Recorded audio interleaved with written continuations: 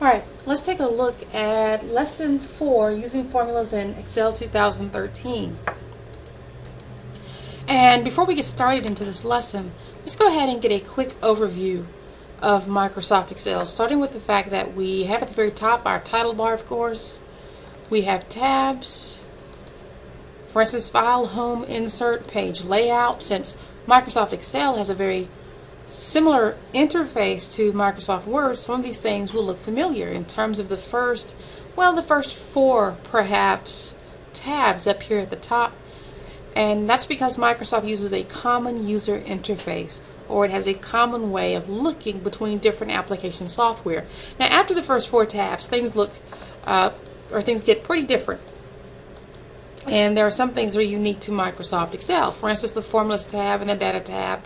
Actually, I want to believe that the Review tab and the View tab are also in Microsoft Word. Developer may be a tab that you do not have, because sometimes you have to install it or add it after you've already installed Microsoft Excel.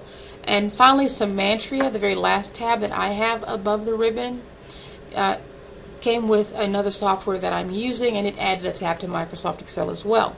So your screen may look different from my screen, although I am using Excel 2013. And really, my office is the only place that I have Excel 2013, and I wanted to do it here instead of at home, so that's been the delay with me putting out a video for this application software. Now, we have the tabs above the ribbon. The ribbon, again, is separated into groups. And at the lower right corner of each group, we have our Dialog Box Launcher, which means when you click it, something should open up or something should happen. This is moving a bit slowly because my office machine, unfortunately, is a bit old. But that gives you a general idea of what we're working with. At the bottom of our worksheet, by the way, in old Microsoft Excel, we got a workbook that opened up with 3 worksheets by default. But in Excel 2013, you actually get 1 sheet by default, and you can click the plus sign next to sheet 1 to add a sheet if you need to. I'll go ahead and right click and delete that sheet. Microsoft Excel provides us with worksheets that are split up or cut up, in a sense, into columns and rows, and the intersection of a column and row gives you a cell, and we can identify each cell by its name. And the name of a cell is the same as saying the cell reference for a cell. So for instance, this is B2, this is C3, and you can always see the cell reference, the active cell's cell reference, in the name box, and the name box is to the left of the formula bar. Notice if you position your mouse cursor over any item long enough, you should get a tooltip that gives you an idea as to what the tool or button or item does. So let's get started. We'll start by working on some really simple formulas. A formula is just a mathematical equation used to calculate a value. And in Microsoft Excel, generally a formula should begin with the equal sign. And this lets Microsoft Excel know that it should interpret the data in the cell as a formula. So for instance, if we were to type equal 2 plus 6, that's an example of a formula. And actually, that was also an example of me hard coding numbers into a formula, something we never like to do. And I'll show you a better way of doing that in just a moment. So we have formulas. Formulas are made up of operands and operators. An example of an operand would be, for instance, in my previous example where I said equal 2 plus 6, 2 was an operand and 6 was an operand, and the plus sign was an operator.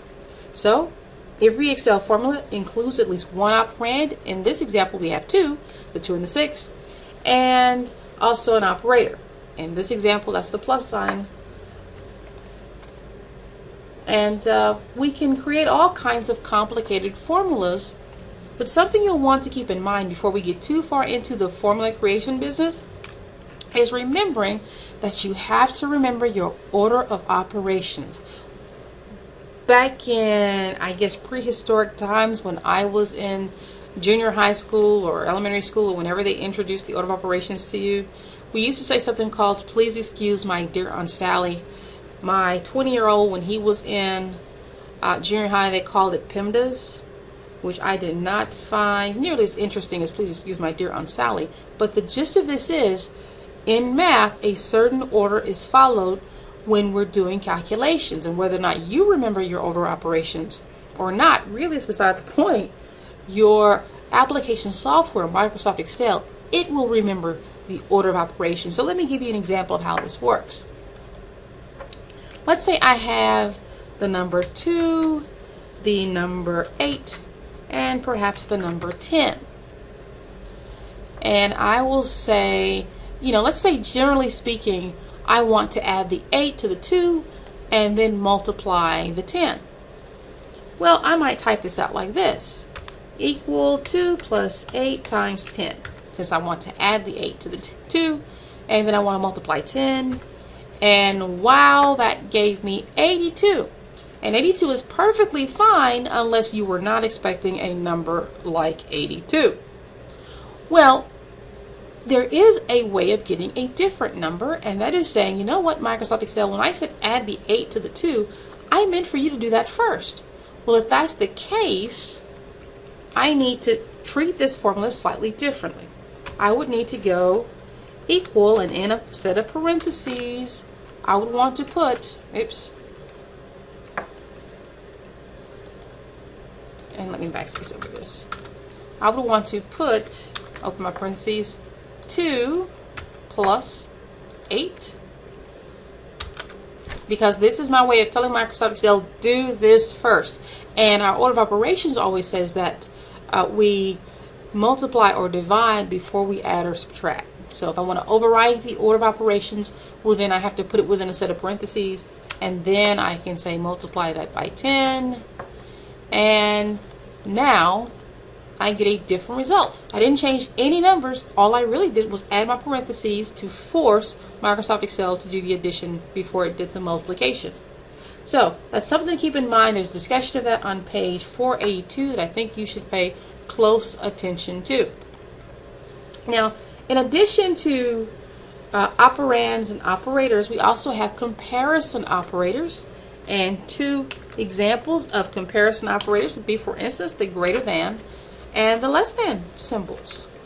So, for instance, I could say equal, and notice also that I'm no longer hard coding numbers into my formulas. Now I'm using cell references. So, for instance, this cell reference would be D1, so equal D1, and I'm going to grab my, well, I'll go ahead and enter my greater than symbol, and I'll grab my second cell reference. Notice the colored border that surrounds my cell references. That's called the range finder, and it's a quick way of letting us know which cell references are being referenced in my formula. So I see the blue D1 and the red D2. Now, when we have comparison operators, these evaluate to true or false, and the system understands it as 0 or 1, the 0 being false and the 1 being true. Now it'll show us a true or false, or it should as far as Excel 2013 is concerned. So if I do that, Microsoft Excel lets me know that, you know what, 82 is not greater than 100. But that's an example of using a comparison operator and creating a comparison formula. We're going to go ahead and enter some very simple formulas here. Starts on page 482. I'll go ahead and delete all of this. And a quick way, by the way, to get to the top of anything, the same as in Microsoft Word, I can hold down Control and Home on my keyboard, and that gets me back to cell A1. And let me jump down here to A2, and I'll put 24 in cell A2 and 12 in cell A3. And now, perhaps, I'll want to enter the formula. And don't forget, I said there are two ways you could do this. We could say equal 24 times 12, which would be hard coding the numbers, which is bad. Keep that in mind. Or, instead, I could use my cell references. And so I could say equal, and I'll just type it in, equal A2 times A3. Kind of slow, but it gets the job done. And even that's better than what we did just a moment ago. The great thing about hard coding, the great thing about not hard coding numbers, let me show you what happens if I do this. Equal 24 times 12. I realize some of you are probably much more advanced than this, and I'm sorry.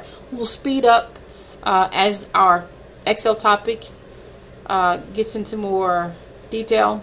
But for right now, I've hard coded these numbers, but you know what? It's not very helpful, because what if I want to change this later? My formula doesn't change because I hard coded those numbers. So let me undo that. And let me just enter this again. And now if I want to make a change to A2, notice that my formula automatically updates the cell, which is one of the good things about using something like cell references in our formulas. Now, I've been typing in my cell references and my numbers. An even better approach would be to simply use my mouse to grab what I want to grab. For instance, for some reason, we move on down to A6 in this bottom example on page 483, the step-by-step building a formula by pointing. But for instance, we type equal in cell A6, and I can either use the arrow keys or the mouse. My preference is always the mouse typically. And now I just select the cell that I'm interested in, grab my multiplication operator, and grab my second, or select my second cell reference.